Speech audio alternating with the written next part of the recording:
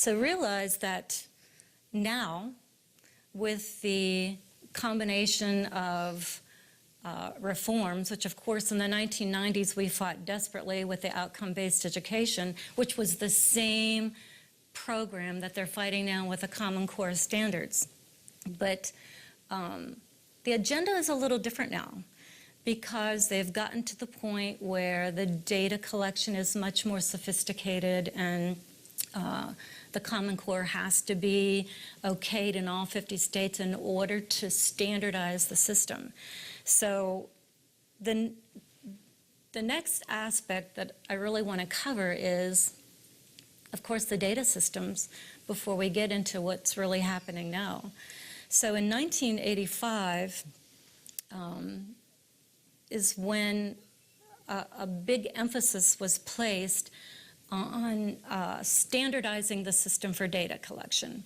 And it was called Alternatives for a National Data System in the Elementary and Secondary Education. It was called the ESEDS program, the Elementary and Secondary Integrated Data System. But there were criteria, and this criteria is important because this is what needs to be done right now. Because it has been said that there is no complete operability between the states where they can collect the data, because you have to standardize the system. This is why the Common Core had to be standardized across all 50 states. Everything had to be standardized because the data system demands that it is. The first thing in the data system that it says, and this is by George Hall, Jaeger, Kearney, and Wiley, and you can find them listed in the nation's report card under the first President Bush. Integration. Elements, files, and records in the database must be linked. They have to have a way to transmit and link all the data. They have to have a micro-record format. So they had to have an individual datum on each individual student. It has to be representative. It had to be representative of all 50 states. It had to be accurate. It had to be accurate and posted completely the same way. It had to be comparable, so they had to be able to compare one state to another, one student to another, one teacher to another, one school to another. It had to be timely, of course. Privacy and security, yeah, they have some strict confidentiality, but, and we will speak on FERPA, Family Education Rights and Privacy Act, in just a few minutes. Processing and analysis. They had to be able to process. The information flow. This was very important. Information flow meant that they had to screen and match. So you had to screen all the data, but then you had to match it. So you had to be able to say, well, this student who took this test or this information that we collected here had to be matched to an individual teacher, had to be matched to an individual piece of curriculum, had to be matched to a school. And then, of course, the cost of how this would be done. So where we are now, well, let me go back. Let me talk about how this model can be used as a decision-making model. So then you realize you have all of this information being tallied and cross-referenced. So what do I mean about a decision-making model? People will say, Anita, so what if they collect the information? So what if, you know, they have this information? NSA already has all the information on our emails, and, you know, they're taping and our phones or whatever. What difference does it make now? And what I say to them is that once you have all this information, it becomes a decision-making model. And what I mean by that is then decisions can be made on the future of your children that are not in your control.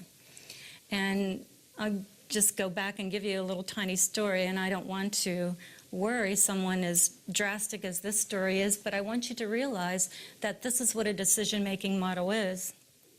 And I refer to a book that was written by Edwin Black called IBM and the Holocaust. And Edwin Black found out very similar to me when he took his elderly parents down to the Holocaust Museum, that was in DC when it just opened. And when he took them through, in one big showcase, they had this IBM sorting machine in the Holocaust Museum.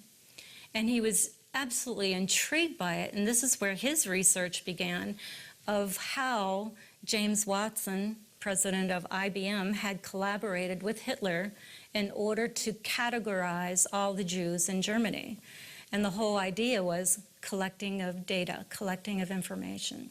And when you see that the Jews have who were in the Holocaust, who have the numbers that were tattooed on their arms, this was the number that they were given while they were in either the ghetto or when they were, in one of the prisoner of war camps.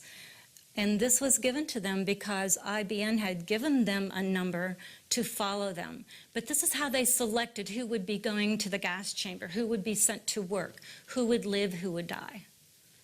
This is what I mean by a decision-making model. When we have all of this information, who will get to go to college? Who will get to go to a certain job, a career? You have the basis for making a decision once you have all of this information. Where are we now in the process of the data collection? It's called the Student Longitudinal Data System, which was brought about through not only No Child Left Behind, but it went on to the Recovery Act, which billions of dollars had gone into education. $400 billion went into education at the time. Then you had the America Competes Act, and then you had, of course, Race to the Top. Millions, billions of dollars were used to make that data system of what I had just told you about, comparable, micro records, everything had to be done. But what was interesting about the new data system in the Student Longitudinal Data System, the SDLS, something like that, this system was birth through career, womb to tomb. There was no doubt. Pennsylvania, of course, was the first to signify, yes, they were the first to complete the pre-K, prenatal, all the way through career and to death. So Pennsylvania, again, was the first to implement completely this data system.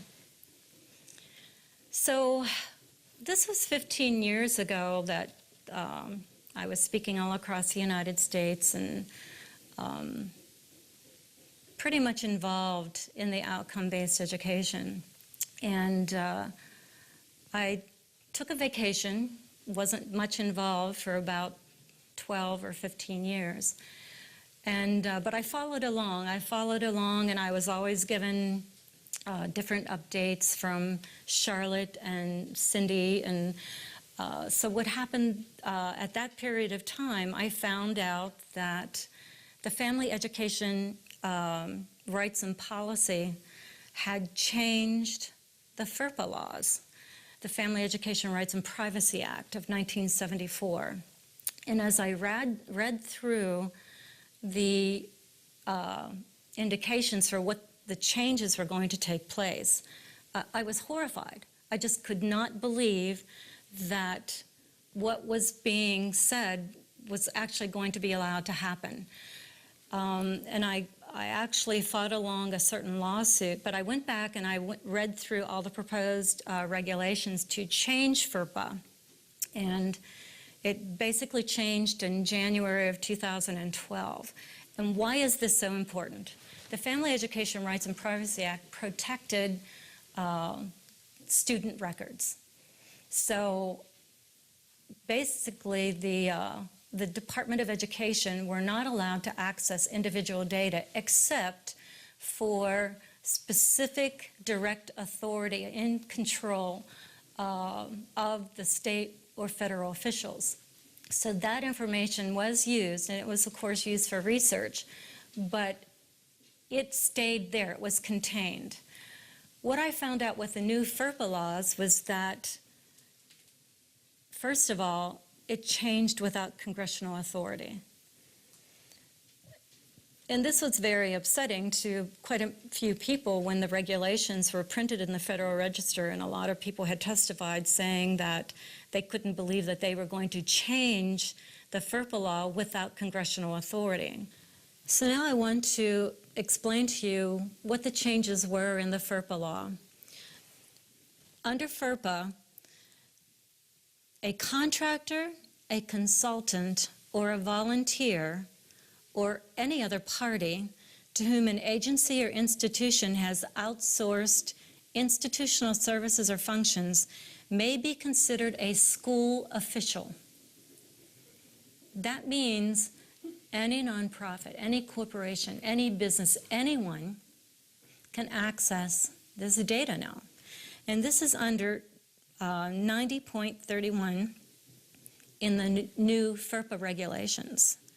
It also says that any disclosure is allowed to organizations conducting studies for or on behalf of educational agencies or institutions to, 1, develop, validate, or administer predictive tests, administer student aid, or C, improve instruction. So the whole agenda had to change. Why did it have to change? Because in order to move to a new system under the Common Core standards, which mandates that individual children must meet individual standards, you had to be able to access the individual data on the individual child to do the research. Now remember, the new Common Core standards, which are not new, of course, are copyrighted by the Chief State School Officers and the National Governors Association. Why are they copyrighted? Because they have to be used exactly the same in every state. So when the Race to the Top grants were available that the states would apply for, they could get all of this money, tons of money, as long as they used the standards word for word. Why did they have to be word for word? It goes back to the data tracking, the comparability, the transfer of data. Everything has to be the same. This is why an individual state can only change 15% of what the standards are. So FERPA has a section that's called the redisclosure of data. So when you look at FERPA, and there may even be a policy in your school district that says your children's records are protected. No one can access your data, or your PII, personal individually identified data, without informed written consent. And you can go in and you change them, and there are policies. And the first 3/4 of the law actually states how they will protect your child's data. And then there's a last section. It says who they can redisclose. Personal, individual information without parental permission. This is the data that is allowing any of those school officials to have. So your nonprofits, your corporations, your businesses, all of these group of people can access personally identifiable information without your informed consent. Do legislators and school board directors really understand this? Probably not. FERPA was only changed about a year ago. The name of the game is redisclosure. Redisclosing the personal information that you have no idea. Now, what is the difference between when I filed before the outcome-based education and the Common Core? Well, remember what I said. When the time of EQA, we're targeting weaknesses, behavioral, psychological weaknesses of children. They were just changing curriculum. Common Core is to an individual. Individual children have to meet individual outcomes. Every individual child has to have an IEP, and I call it a small